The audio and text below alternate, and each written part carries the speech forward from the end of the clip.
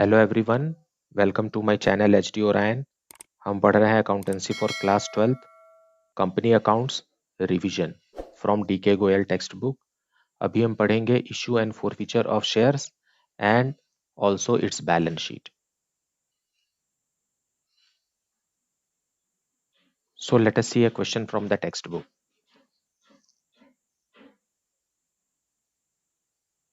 सो अभी हम देखेंगे question number 30, page number 7.162 D K Goyal text book. Now सबसे पहला स्टेप ये होता है कि क्वेश्चन को पूरा पढ़ा जाए। क्वेश्चन को हमें पूरा पढ़ना है, ऐसा नहीं कि एक दो सेंटेंस पढ़ करके सॉल्यूशन शुरू कर दिए, that is a wrong way. पहले आप क्वेश्चन को अच्छे से पढ़िए, समझिए, फिर उसको अटेम्प्ट कीजिए। बोर्ड एग्जाम में भी जो फर्स्ट 15 मिनट्स मिलते हैं आपको reading the question paper, you should take full advantage of that period. Read the question paper thoroughly once twice, और अपने मन में आप नोट्स तैयार रखिए कि किसको किस तरीके से अटेम्प्ट करना है। So not reading the question is the one is the biggest hurdle in solving the question right.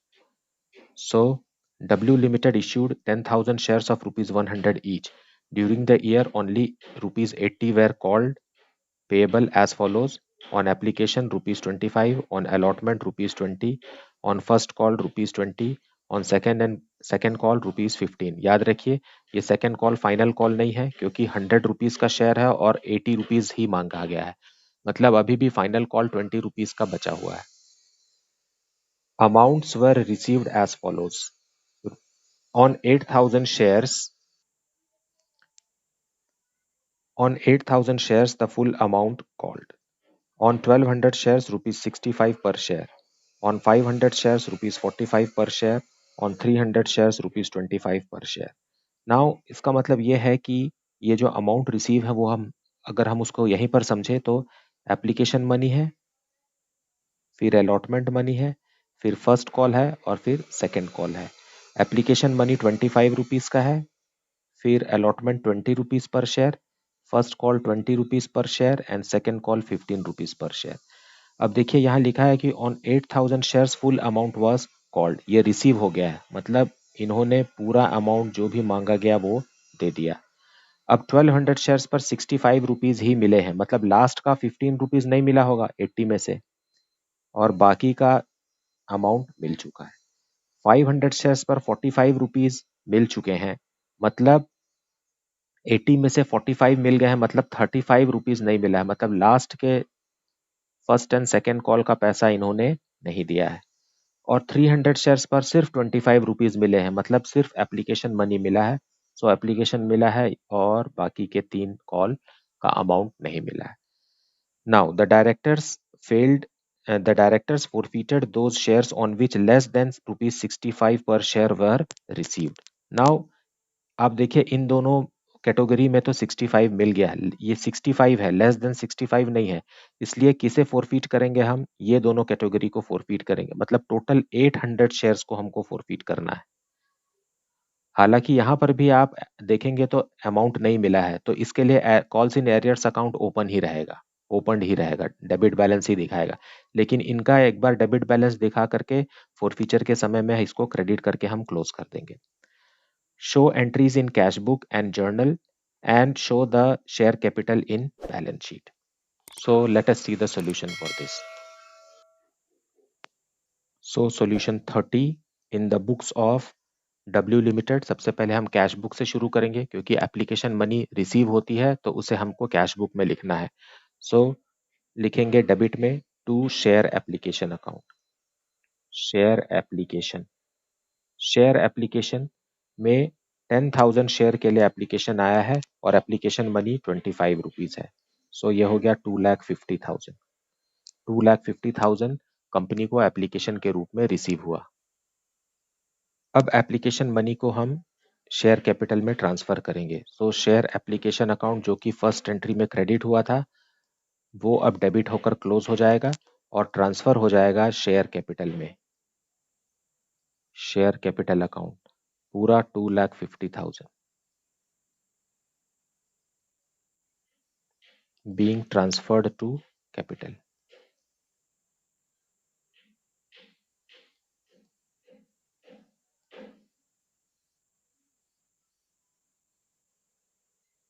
अब शेयर अलॉटमेंट अकाउंट ड्यू करेंगे। Share allotment account debited to share capital account. देखिए जो ट्रांसफर की entry है उसे ही हम due की entry कहते हैं, being allotment money due. Allotment जब ड्यू करते हैं उस समय बिल्कुल भी अंदाजा नहीं रहता है कि कितने शेयर्स पर हमें अमाउंट नहीं मिलेगा, और 10,000 शेयर्स पर 20 रुपीज के हिसाब से 2 लाख रुपीज कंपनी को ड्यू हो गया। अब अलॉटमेंट मनी रिसीव करते समय कंपनी को पता चलता है कि उनके 300 शेयर्स पर अलॉटमेंट मनी रिसीव नहीं हो रही है, सो उसके लिए कॉल्स इन एरियर्स अकाउंट हम डेबिट करेंगे। Calls in arrears account debited. देखिए लास्ट का जो 300 शेयर्स का कैटेगरी है उसने सिर्फ 25 रुपीज दिया है, मतलब सिर्फ एप्लीकेशन मनी दिया है, मतलब अलॉटमेंट मनी उन्होंने नहीं दिया है। To share allotment, allotment partly यहां पर क्लोज हो जाएगा 6,000 रुपीज से। Being arrears on 300 shares. अब इसे रिसीव करेंगे, so to share allotment account. Allotment में आएगा 9,700 शेयर्स पर पैसा आएगा, और अलॉटमेंट मनी है ₹20, मतलब 1,94,000 रुपीज कंपनी को रिसीव हुआ है। देखिए ये जो हम बना रहे हैं ये कैश बुक है, ये कैश अकाउंट नहीं है। कैश अकाउंट जो होता है वो जर्नल एंट्री पर बेस्ड रहता है, लेकिन कैश बुक एक सब्सिडरी बुक है और उसमें एंट्री डायरेक्ट होती है और उसका जर्नल एंट्री हमें नहीं लिखना होता है। अब हम अलॉटमेंट के बाद फर्स्ट कॉल मनी ड्यू करेंगे जो जर्नल एंट्री में रिकॉर्ड करेंगे। So share first call account debited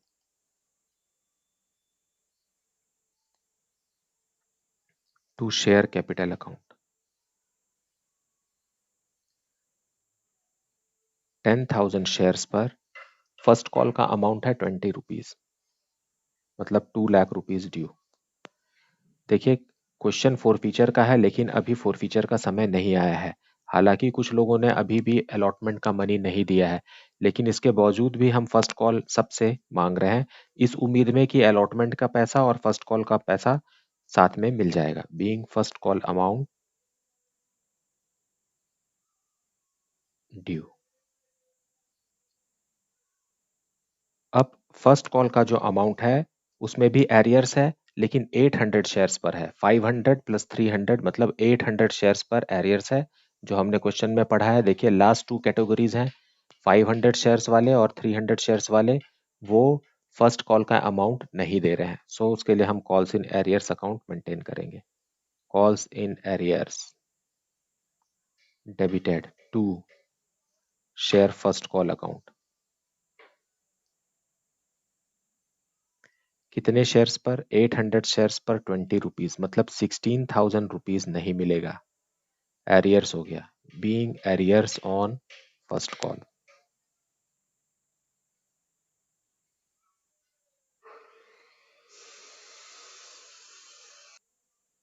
इसका मतलब है इन दोनों को आप माइनस कीजिए। देखिए first call debit, first call credit, ये दोनों आपस में माइनस होंगे। 1,84,000 रुपीज हमें कैश बुक में रिसीव होगा। सो यहां लिखेंगे to share first call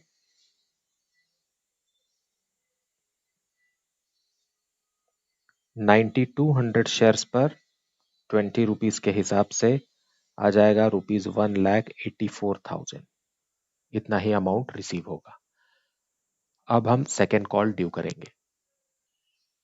so share second call account debited to share capital account. यहाँ पर ड्यू तो पूरे 10,000 शेयर्स पर होगा क्योंकि अभी तक कुछ भी फोरफिट नहीं किया गया है, और सेकेंड कॉल जो है वो 15 रुपीज से है, सो 1,50,000 रुपीज ड्यू। याद रखिए कि ये फाइनल कॉल नहीं है। Being second call due.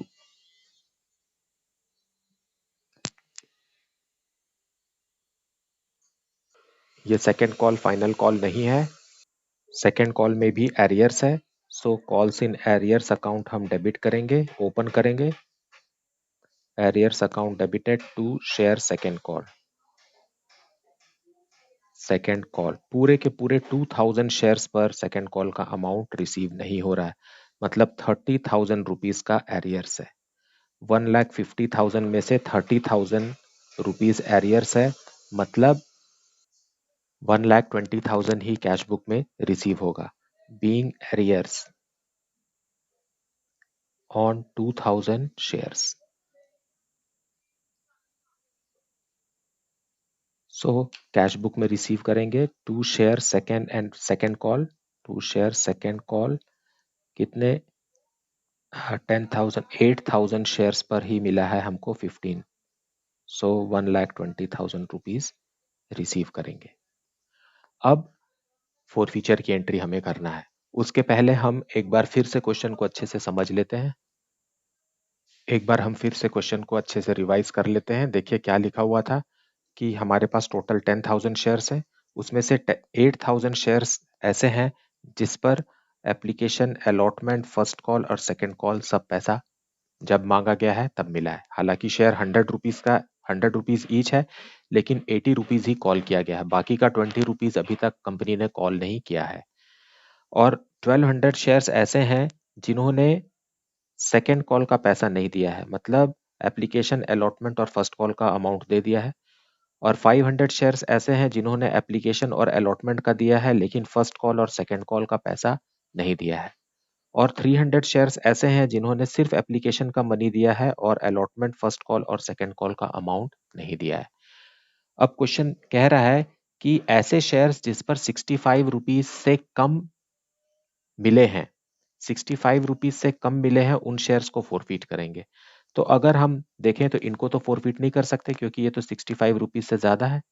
और 1200 शेयर्स जो है इन्होंने भी 65 रुपीज दिया है, जो कि 65 रुपीज से कम तो नहीं है। देखिए 25 प्लस 20 प्लस 20 हो गया 65, सो हम इन दोनों कैटेगरी को फोरफीट नहीं कर सकते क्योंकि ये 65 रुपीज या इससे अधिक है। ये दोनों जो कैटेगरीज बचते हैं 500 शेयर्स वाले और 300 शेयर्स वाले, यहाँ पर देखिए ये 500 शेयर्स ने सिर्फ 45 रुपीज दिया है और 300 शेयर्स ने सिर्फ 25 रुपीज दिया, मतलब यही दो कैटेगरी है जिन्हें हमें फोरफीट करना है। अब मतलब जहां जहां पैसे हमें नहीं मिले उसके लिए हमने कॉल्स इन एरियर्स अकाउंट खोला है, तो जब हम इनको फोरफीट करेंगे तो calls in arrears account close हो जाएगा, लेकिन सिर्फ इन्हीं दो कैटेगरी के लिए क्लोज होगा। इस वाले कैटेगरी का कॉल्स इन एरियर्स अभी भी मेंटेन्ड रहेगा। अगर हम कॉल्स इन एरियर्स कैलकुलेट करते हैं तो इस कैटेगरी का कॉल्स इन एरियर्स कितना है, देखिए 1200 इंटू 15, मतलब 1200 इंटू 15 अगर मैं यहाँ लिखूं, 1200 शेयर्स पर इन्होंने 15 रुपीज नहीं दिया है, मतलब 18,000 रुपीज का एरियर्स है जो कि क्लोज नहीं होगा। क्यों? क्योंकि ये फोरफीट नहीं हो रहा है, ये ओपन ही रहेगा और ये बैलेंस शीट में रिफ्लेक्ट भी होगा। और ये सारे जो एरियर्स हैं ये क्लोज हो जाएंगे। अब ये 500 शेयर्स पर कितने रुपए का एरियर्स हो गया, 20 प्लस 15 35 रुपीज का। सो यहाँ आएगा 500 इंटू 35, इसका जो एरियर्स है वो कितना है, ये है 17,500। उसी तरीके से ये जो 300 शेयर्स है इनका एरियर्स अमाउंट कितना है, 15 प्लस 20 प्लस 20, ये हो गया 55 रुपीज। देखिए 40 50 55, 55 रुपीज, तो ये हो गया 16,500। सो क्लोज ये दोनों हो जाएंगे और ये जो है ये ओपन ही रहेगा। अब हम फोर फीचर की एंट्री करते हैं। सो फोर फीचर की एंट्री के लिए हमें शेयर कैपिटल अकाउंट को रिवर्स करना होगा, कैंसिल करना होगा। सो शेयर कैपिटल अकाउंट डेबिट हो जाएगा। शेयर कैपिटल अकाउंट डेबिट किनके लिए, 800 शेयर्स को हम फोरफीट करेंगे। सो कितना होगा, 800 इंटू 80, क्योंकि 80 रुपीज पर शेयर ही मांगा गया है। इससे इसके बाद का जो 20 रुपीज है वो उसके लिए कंपनी ने अभी तक कॉल ही नहीं किया है, सो 80 रुपीज से ही क्लोज होगा। सो 64,000 रुपीज से शेयर कैपिटल अकाउंट क्लोज होगा। और क्रेडिट में हम लिखेंगे टू कॉल्स इन एरियर्स, जो कि डेबिट हुआ था उन सबको हम क्लोज कर देंगे। कॉल्स इन एरियर्स, अभी मैंने समझाया है कि ये दोनों कैटेगरी का कॉल्स इन एरियर्स इतना है, तो ये 17,500 प्लस 16,500, सो 34,000 रुपीज से कॉल्स इन एरियर्स जो है वो क्लोज हो जाएगा फॉर 500 प्लस 300 शेयर्स, 800 शेयर्स का इतना बनता है। और to forfeited share account, forfeited share account, ये हम बैलेंसिंग अमाउंट लिखेंगे जो कि 30,000 रुपीज आएगा। नाउ ये कौन सा अमाउंट है जो इन्होंने पैसा दे दिया है, इन दो कैटेगरी ने जो अमाउंट दे दिया है वो हमें यहाँ लिखना है। अब देखिए 500 शेयर्स पर कितने रुपए मिले हैं, 45 रुपीज मिले हैं, तो 500 इंटू 45 अगर हम करते हैं तो अमाउंट आता है 22,500। और 300 इंटू 25 करते हैं तो आता है अमाउंट 7,500। मतलब इन्होंने अब तक कितना रुपीस दे चुके हैं कंपनी को, 30,000। यही 30,000 यहाँ पर फोरफीचर के रूप में आएगा, मतलब this is the amount forfeited. और यही वो अमाउंट है जो रीइश्यू के समय में डिस्काउंट के लिए यूज होगा। Being 800 shares forfeited.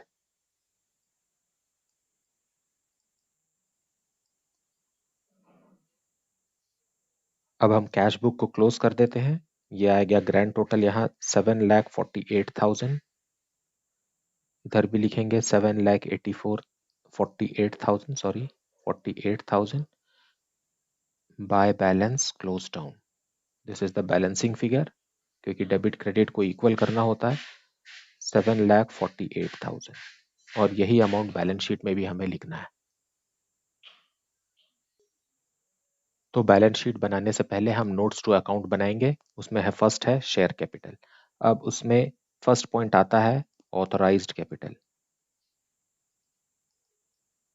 Authorised capital, authorised capital के बारे में हमें कोई जानकारी नहीं है, इसलिए इसे हम ऐसे ही छोड़ देंगे।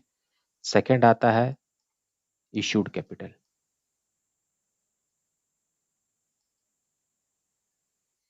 इशूड कैपिटल जो होता है वो कंपनी ने कितने शेयर्स पब्लिक को ऑफर किए थे ये हमें लिखना है। तो 10,000 शेयर्स ऑफर हुए थे पब्लिक को, so 10,000 shares at the rate of rupees 100 each. So ये कितना हो गया, 10 लाख हो गया। इसे भी हम लॉक कर देंगे। अब थर्ड कैटेगरी आता है सब्सक्राइब्ड। सब्सक्राइब्ड में हम लिखने वाले हैं called and paid up. Called and paid up capital. देखिए 800 शेयर्स, 10,000 शेयर्स तो इश्यू हुए थे, लेकिन उसमें से 800 शेयर्स कंपनी ने फोरफीट कर लिए हैं। सो अब मार्केट में कितने हैं, 9,800 शेयर्स हैं eight the rate of rupees 100 each, rupees 80 called up.